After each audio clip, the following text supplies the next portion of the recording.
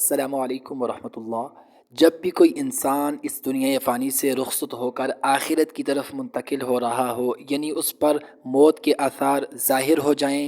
اور مرض الوفات کے اندر اگر وہ مبتلا ہو جائے، تو ہم نے کون کون سے کام کرنے ہیں ایک میت کے ساتھ، ایک میت کے سامنے، تو وہ چیزیں آج کی اس ویڈیو میں ہم بات کریں گے۔ دیکھو، سب سے پہلے جب بھی کوئی بندہ اس دنیا فانی سے جا رہا ہو،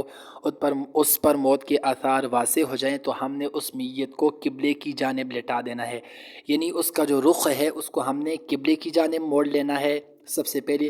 اور اس کے بعد پھر ہم نے اس کے سامنے شہادتین کی تلقین کہنی ہے۔ دیکھو، یاد رکھو، میت پر موت کے وقت حالت نزع کے اندر ایسی کیفیات طاری ہو جاتی ہیں کہ ممکن ہے اگر ہم اس کو یہ کہیں گے کہ تو کلمہ شہادت پڑھ، تو وہ سختی کی وجہ سے، اس کڑن کی وجہ سے، اس تکلیف کی وجہ سے کہیں اس وقت پہ انکار نہ کر بیٹھے۔ تو اس صورت میں ہم نے میت کو یہ بات کبھی بھی نہیں کہنی کہ بھائی تو کلمہ پڑھ، بلکہ ہم نے اس کے سامنے اونچی آواز کے ساتھ شہادتین کی تلقین کہنی ہے، یعنی اشہد ان لا الہ الا اللہ و اشہد ان محمدا عبدہ و رسولہ۔ تو ہم نے اس کے سامنے اتنا اونچا بھی نہیں پڑھنا کہ وہ تنگ ہو، بلکہ درمیانی آواز کے ساتھ، تاکہ اس کے کانوں میں جائے اور وہ تجدید ایمان یعنی کلمے کی تجدید کر لے، اتنا کرنا ہے۔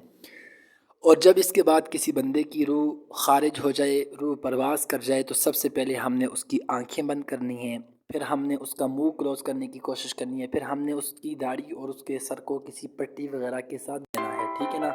باندھنے کے بعد پھر ہم نے اس کے دونوں پاؤں کے جو انگوٹھے ہیں ان کو بھی آپس میں ملا کے باندھ لینا ہے۔ یہ ایک مکمل میت کو آخری اس کی رسومات کا طریقہ ہے۔ باقی اس کو غسل دینے کا طریقہ، کفن دینے کا طریقہ، یہ ویڈیوز بھی آگے انشاءاللہ نیکسٹ ویڈیوز میں ہم اس کے متعلق بھی بات کریں گے۔